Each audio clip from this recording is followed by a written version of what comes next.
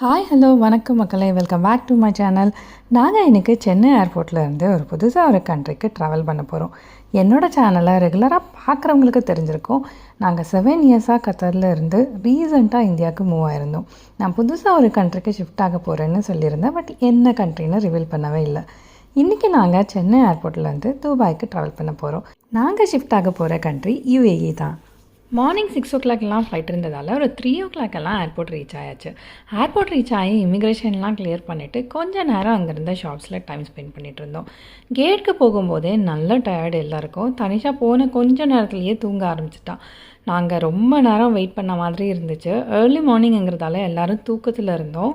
எங்களால் அங்கே கம்ஃபர்டபுளாக தூங்கவும் முடியலை. எப்போ ஃப்ளைட் போர்டிங் ஸ்டார்ட் ஆகும்னு வெயிட் பண்ணிகிட்டு இருந்தோம். போர்டிங் ஸ்டார்ட் ஆன உடனே நாங்கள் ஃப்ளையாக போகிற ஃப்ளைட்டை பார்த்து பசங்க கொஞ்சம் நேரம் என்ஜாய் பண்ணிகிட்டு இருந்தாங்க.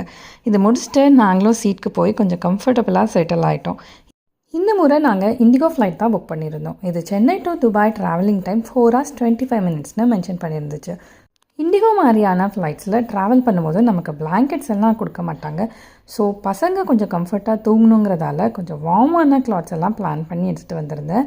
இது எங்களுக்கு பசங்க டிஸ்டர்ப் ஆகாமல் தூங்குறதுக்கு ரொம்பவே ஹெல்ப்ஃபுல்லாக இருந்துச்சு.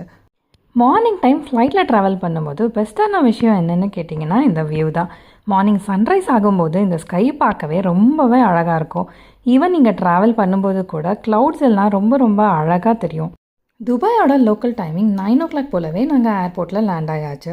அடுத்த 1 hourல நாங்கள் இமிக்ரேஷனுமே கிளியர் பண்ணிட்டோம். துபாய் ஏர்போர்ட் நல்ல பெருசுங்கிறதால நீங்கள் ஏர்போர்ட்குள்ளேயே இந்த மாதிரி ட்ரெயினில் போயிட்டு இமிக்ரேஷனோ பேகேஜோ கிளைம் பண்ணுற மாதிரி இருந்துச்சு.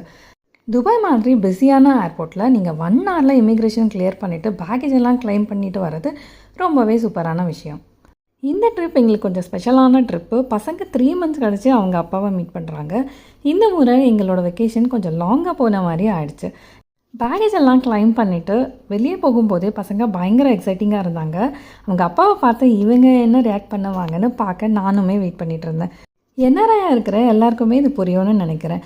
ஒரு சின்ன வெக்கேஷனுக்கு அப்புறம் ஃபேமிலியாக ரீயூனியன் ஆகிறதே கொஞ்சம் ஸ்பெஷலான விஷயம். அதுவுமே பசங்க பயங்கர எக்ஸைட்டிங்காக இருந்தாங்க. இந்த முறை என் ஹஸ்பண்ட் கிட்டேருந்து பயங்கர வார்மான வெல்கம் கிடச்சிது. எப்போவுமே ஒரு ஹாப்பினஸ் இருக்கும். இது இன்னும் கொஞ்சம் ஸ்பெஷலாக இருந்தது. பசங்களுமே ஃப்ளவர்ஸோடு வெல்கம் பண்ணும்போது பயங்கர ஜாலியாக இருந்தாங்க. இந்த மாதிரி க்யூட்டான ஃப்ளவர்ஸ் எங்களோட ட்ரிப்பை இன்னுமே ஸ்பெஷலாக மாற்றிருச்சு. ஏர்போர்ட்லேருந்து எக்ஸிட் ஆகி மார்னிங் பிரேக்ஃபாஸ்ட்டுக்கு நாங்கள் டேரெக்டாக தமிழ் சின்ன ஒரு ஹோட்டலுக்கு போயிருந்தோம். இங்கே மார்னிங் பிரேக்ஃபாஸ்ட் லைட்டாக முடிச்சுட்டு வீட்டுக்கு கிளம்பியாச்சு. இந்த மாதிரி என்னோடய சேனலில் போஸ்ட் ஆகிற எல்லா வீடியோஸையும் பார்க்க என்னோடய சேனலை சப்ஸ்கிரைப் பண்ணிக்கோங்க, ஷேர் பண்ணுங்கள், லைக் பண்ணுங்கள், சப்போர்ட் பண்ணுங்கள்.